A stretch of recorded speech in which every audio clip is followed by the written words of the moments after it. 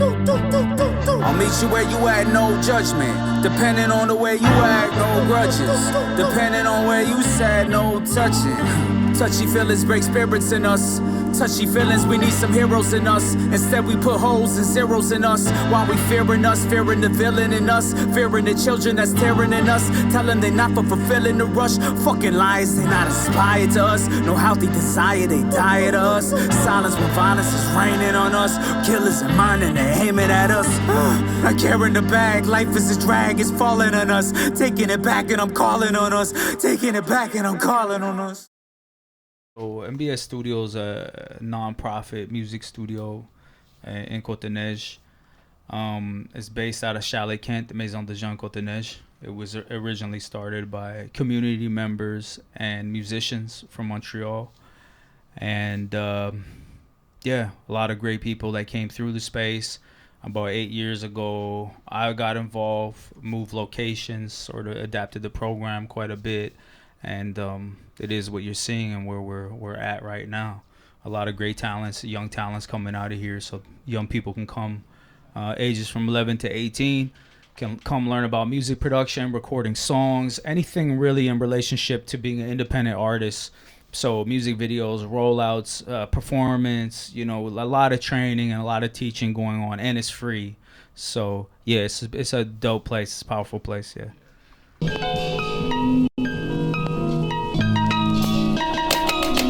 There's so many different ways people get involved with MBS. We have a lot of traction on our Instagram account, so mbs.studio on IG.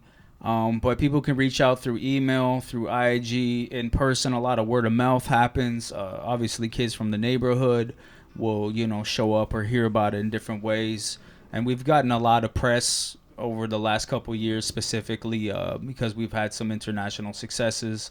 Most recently, it's been Skyfall and Yamasato, but we have a lot of up-and-coming artists too that are, you know, following in those footsteps and really, you know, building on that level, you know. So, yeah. The cuts, y'all get free cuts over there on the side, huh? I hope y'all enjoying the music so far by a variety of amazing DJs out here. We're gonna have performances around 7 o'clock sharp. For the Hood Is event, you know, primarily, I mean, led and created by Gons, and they pair up with Chalet Kent, and then MBS is involved. We generally involve in the musical performances and aspects like that. It's a beautiful event. It's a back to school event where they give out free haircuts, and we have performance, we have DJ, we give a lot of back to school supplies, backpacks and different stuff. It's a very beautiful thing. For me, getting involved in the community, I think it's a natural thing for me, because even before I was like literally like working within community, like so specifically like this, I cared about people, and my art and music has always been about that. So if you would have seen a live show from me, I'd be like, yo, let's get it together. Let's come together on some real shit. Like let's build, and let's care about each other differently. Let's think about. So I was always, since a young kid, I've been super like thinking about these things and seeing friends and being in different environments and seeing people go through different things and have a lot of empathy and compassion in these circumstances. So I think it was a very natural thing for me to get involved in community. I was asked by an artist while I was working and collaborating with them. His name is Vox Sambu, and he was like, yo, I think you should get involved over here, because he was seeing that, you know, I was producing, directing my videos, mixing, recording them, writing the songs and all these assets, but the vision was there, you know. And I communicate with young people all the time. I'm telling them, like, the vision is the most important part. Like, it'll even surpass your like singular talent, or, you know, even if you have multiple talents. I'm like, if you can have that and you have vision, and you could really create something, you know, so something that's spectacular and that stands out and that could have an impact, hopefully a positive impact, or at least an impact to like create inspiration for someone, you know. Bass off of that, ish. Reaching the lows, hit. Seeing me grow, feeling the growth shit. Facing the day, facing the snake spit. Switching. Switching, switching, switching, switching. Switching the roof off. Speaking the truth raw. Taking the truth hard. Creasing the truth score. Raising the roof off. They go Draco. Make them pay slow. Take they Blake go. Hit they weight, bro. Face your fate. Don't wait if they call. Regular show. No regular goat. No regular snow coat. Regular folk don't choke on hope. They walk on tightrope. Raising all my dreams, I get my patience from my dreams. I get my patience from my dreams. I get my patience from. Get it from the source, God be my plug. Feel it, no remorse, I'm high like doves. My parents are really like just devoted spiritual people, practices from the East. So like, you know, my name and a lot of things. I was around like, you know, people who just didn't conform to like the way that society thinks and have a real spiritual connection, and knowing that we're all connected in this way and all the things we do, including the planet, impact each other. So, you know, I had that at home, and then going to school and dealing with, you know, being different, having a name like Jai Natai Chandra Das, like, you know, I didn't want to be different from that. I was rebelling against certain things that were coming, and then I got involved with hip hop. And then at one point early in high school, I started writing, and just like secretly. It's not like now, you know, you do a song tomorrow, drop it the next day. Like then, like you spend years just developing your craft because you're rapping in ciphers, or you know, a lot of it was in relationship to live shows because studios were so expensive, you know. So like, for me, music is my household too, but it was like devotional music. So my dad's a multi-instrumentalist. He plays saxophone and flute, and in like a fusion band in the 70s. And then, you know, he gave it up at one point, him and my mom, just to do only music in relation to devotion. So it's like all those things, I'll be out here saying like all the things I was insecure about, in truth, became my superpowers when I embraced them. And this is what I be telling everybody around and reminding them that, yo, your vulnerability is your superpower. So step in that. You step in that, you level up.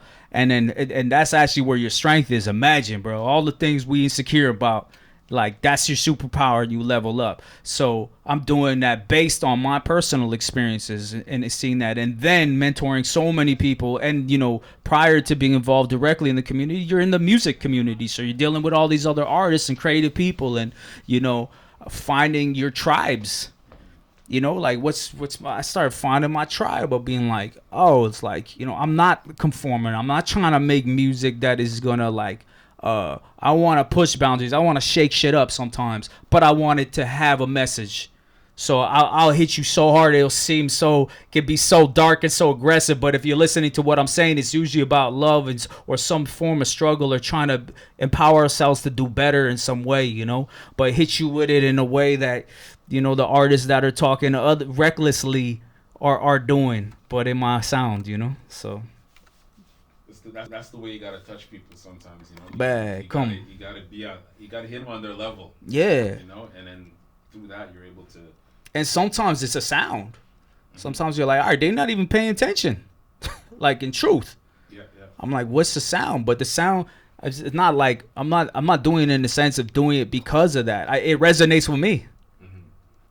So I'm like, I grew up with the melodies from the East that are melancholy and all in minor modes and stuff that over here they express sadness, and it's like spiritual, you know. So me, I'm like, I'm gonna make spiritual trap. I'm gonna make Sufi trap music. I'm gonna embrace those in my elements. So the melodic choices are gonna be different.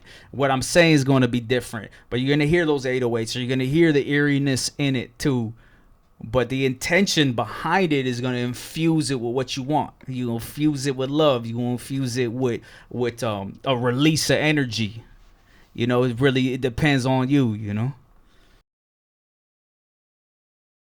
What do we do when we losing ourselves? Trying to bring light to the darkest of tales. Homies get caught and they missing their bail. Pay to get lost in the systems that fail. Shit. This is not a fun. This is not a fun. This is life or death. This is really us. If we get our stack on, bring that vision back home. Change the structure backbone, hold the caption, let's put us on. Cool, don't need no free on, feed that hate and you done us wrong.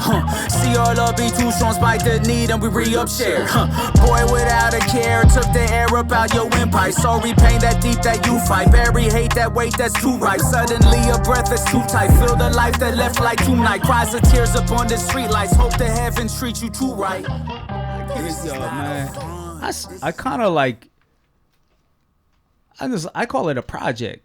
I'm just like, yo, this is my my works right now. Like, this is what I felt like right now. I felt like these pieces expressed the way that I was feeling, and that what I wanted to convey during these times, like global times, and just being like, yo, it's something like my music has always been bigger than me anyway. Like, if you go back through albums, I'm always talking about, you know, struggles of people around me too, or global struggles, and my own intertwined in it. But, you know, so I was just really like, yo, this is us. Like we got to start thinking like that, or we fucking doomed, bro. That's how I've been feeling. So I was really like, yo, if I don't start looking at other people that are around me, that, yo, we family, bro.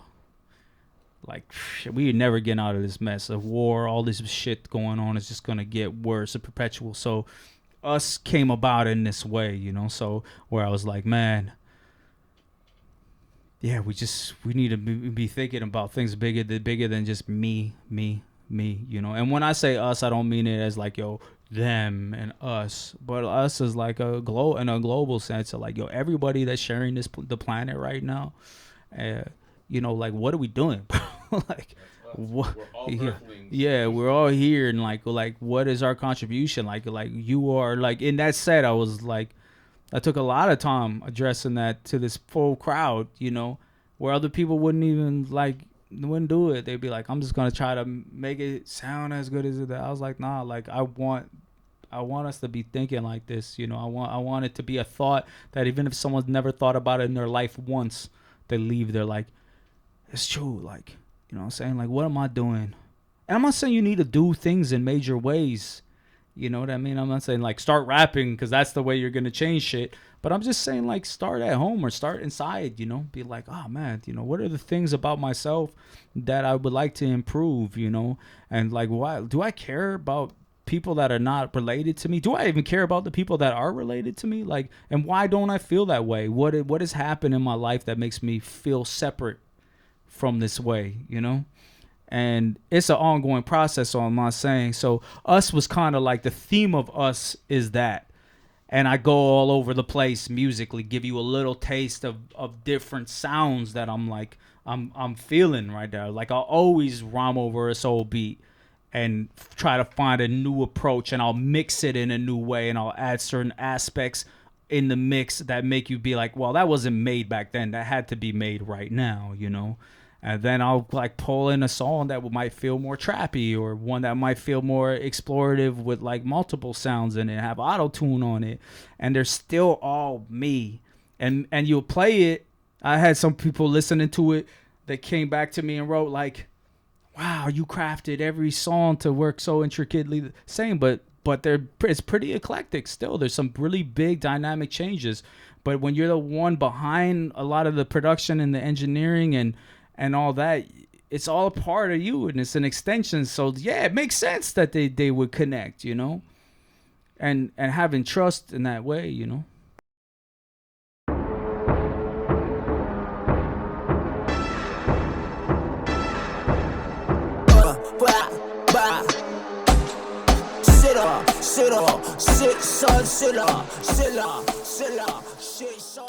Yeah, I was like, I was here, and Yama and I were listening to this artist. I can't recall the name. Super experimental. And the auto-tune was wild. The beat was fire. They're from France.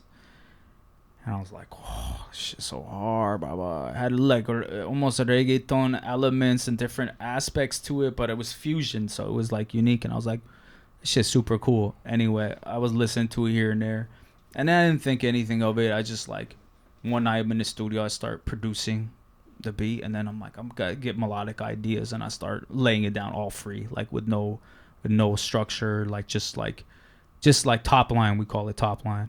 And then I'm in that place where I'm like, cool, it's starting to become something. Like, I'm actually really messing with this, you know? And I'm like, and it's something new. It's a place I haven't really been before. And then I went back to the top line and I started making more sense of certain things, and I cut certain sections out of the vocals. And then I had this arrangement pretty close to what's on the tape. And I had a plan to shoot a music video for another track on the project called Vexed. And in the shoot, I was like, yo, I'm going to shoot we're shooting 2 today. I was directing the videos, and like I edited them and color grade them, and you know, all those aspects of it. So I was we did this long shoot, and then it was that scene, and I was like, okay, well, we're gonna be in position in this way and whatnot. And it sort of evolved because other people started throwing ideas in, and my homie Dark and one of the youth you saw here, I'm like, yo, like, there should be some type of tension. Like, we don't know what's going on, but let's really do it. So we were really going 100% in this video. For those who haven't seen the video, like, there's like, it looks like a struggle going on in it, and it was like we were going, and like, so it's like performance art meets music video. And when it was done, I kept being like, yo, Yama's super great at doing like fills and like a lot of things, but fills, I was like, yo, I want you to add some stuff to this, like no detachment. And like 2 weeks before we drop it, I brought it in here. You started adding extra drums and breaks and sounds effects to it, and I went back to the clip and made a few changes, just some of the accents that happened. So he sort of added some spice to it as well. And then I was like, yo, this is a hot, messy, beautiful. I started being like, this is actually like how I feel about the world right now. This constant pull and like push about like, yo, what the hell? Like, what's going on? You feel like you can't move and do things about the things you don't like. And so it started like, art is like, should be like that. It should build more, as I said, even more than in the moment that you made it. Like, it turns, and sometimes I had people come to me like, when you said this, did it mean that? I was like, no, but that's actually doper than what I was thinking, you know? Or there's those moments, you know? Or the times they're like, you mean that? Like, nah, it was more layered than that, you know? So I feel like, yeah, Watt was one of those records, and the video too, I really was about like pushing like a performance art piece within the middle of it, and we went hard in that video. So like, we were all out of breath afterwards, and it was like, damn, the next day the brother told me his legs were sore, you know. So I was like, all right, we ain't faking shit, you know. Yeah, we were watching it the other day. It had same thing. It had us having a conversation, you know. You're like, Yeah. what are we watching? You know, Yeah, right. And you feel the energy, you know, throughout it. So yeah, man, like it was.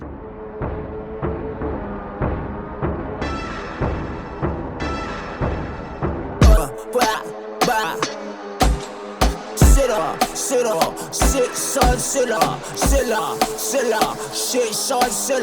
fuck with who you telling, boy, tap, shit, who you running, boy, fuck. You will never hurt me, I'm okay, son. We could never push you through the day, so we will never see the image face. I'ma lose you on my way, son. Lose you on my days.